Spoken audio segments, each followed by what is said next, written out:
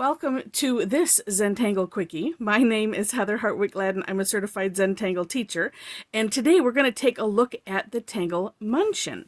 Now, Munchin is a Zentangle original Tangle, and it is, I put this in the category of kind of freeform. So it starts off with just putting some dots. Now, if you have a section in your tangle or something you're working on, you would do this. So I'm just touching my pen in some various areas on my tile. And this, by the way, I'm working on a 2x2 bijou tile. So, and once you just sporadically, knowing that if you need to run over a dot because you didn't like it, that's okay. If you need to add a dot, that's okay as well. But just putting a few dots down sporadically around your page.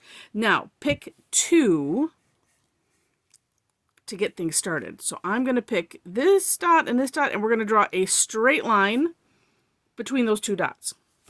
Next, find an adjacent dot that you want to start with, and I think I'm going to start with this one here because it's, just because.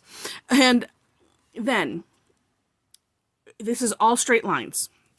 Well, straight lines and dots, I guess you could say. So I'm going to call this the point. So this is our starting point, and this is our baseline that we're going to work to. Now, we're going to just do a series of straight lines from this dot to that straight line. And then we're just going to work our way down that line. Now, always going back to the point and coming back down to the line. Now, your decision is how close together do you want these? How far apart do you want these? That's one of those up to you.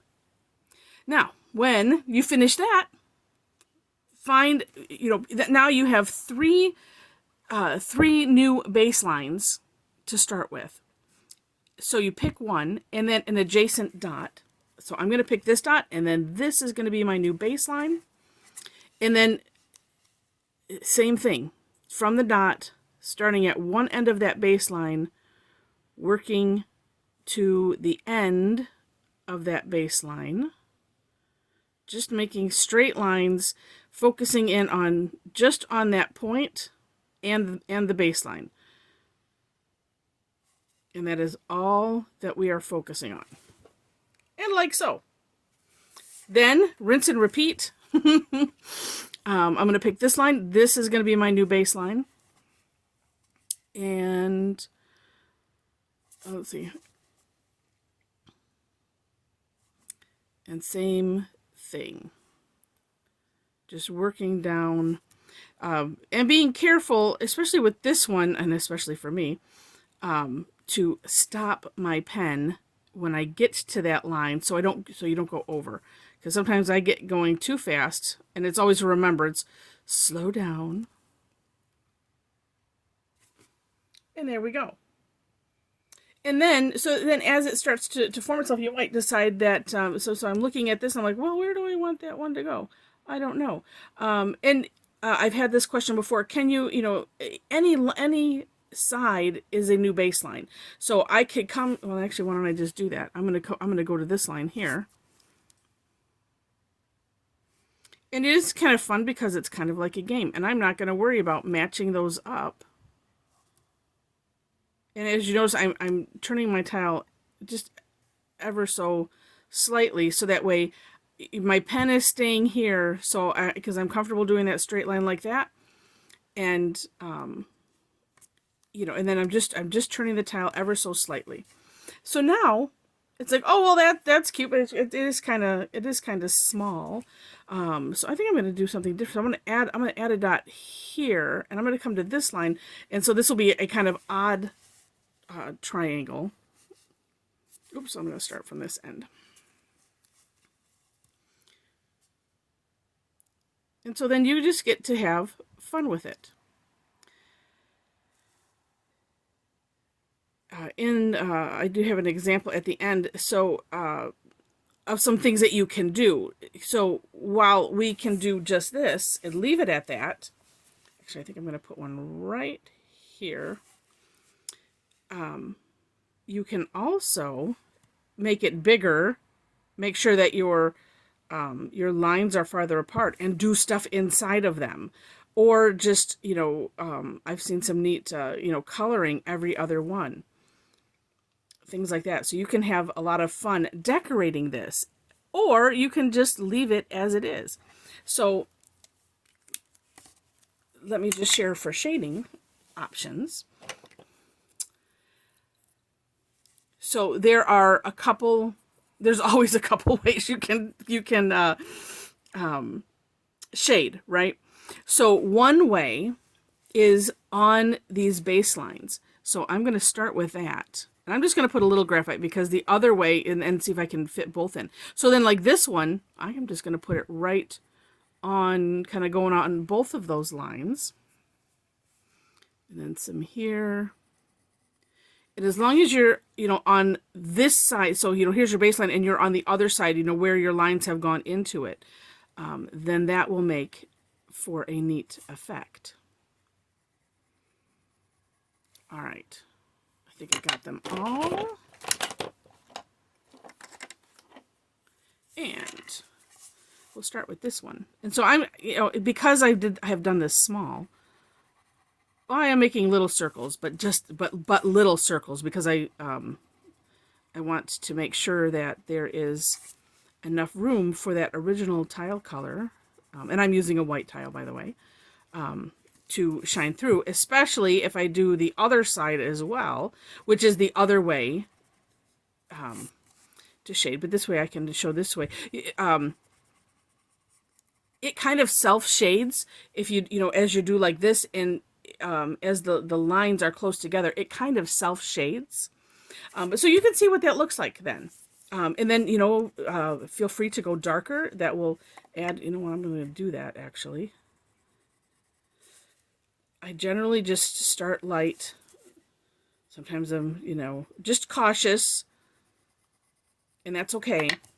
But know that, this is kind of like fun playtime. So I'm adding, and you can see already, just even by putting the line on without smudging it out, that it creates more of a dramatic effect. So you can have fun and play with that. The other way to, and you could just leave it like that, and that's your shading, and you're done. Or if you want, you could do this as well, or just separately. It just depends on what you feel like doing. You can add some graphite to these tips and accentuate the shading that's essentially already there. And I said, because mine's small, I'm not going to bring it out too much. But what that does then, and as I'm looking in the camera, it kind of makes them curve. I like to think of, and actually this, I'm going to put this out just a little bit more. It makes them look shiny. So the part in the middle that is the natural color, especially when you're using white. I didn't do it this darker here. It just, to me, that it makes it look metallic. And when I say shiny, that's what I mean. So it's just really, really neat. So some other things you can do. This is on one of the 3Z tiles that we have. And we're playing with marbling. I don't remember if this was marbling or just kind of like watercolor, like a wash type of thing that I was playing with. And so that works neat on there. And then this was actually from a one of Zentangle's project packs. And I'm not remembering the number. It was prior to 10, maybe it was 9, where they were introducing Sakura Jelly Roll had some new Jelly Roll Moon Glow markers that work very well on black. And so this was the exercise. So it was to do this really big and then put orbs in, and then, with one color, and then coloring in with a different color orb, and then, doing the shading. Actually, this would be highlighting. It makes things kind of in reverse. So those are just some ideas, things that you can do with this Tangle. And again, I mentioned, you could even just, make them stripes colored in. That part is up to you and your imagination. And I hope that you enjoyed this video and the tangle, and we'll have fun with it.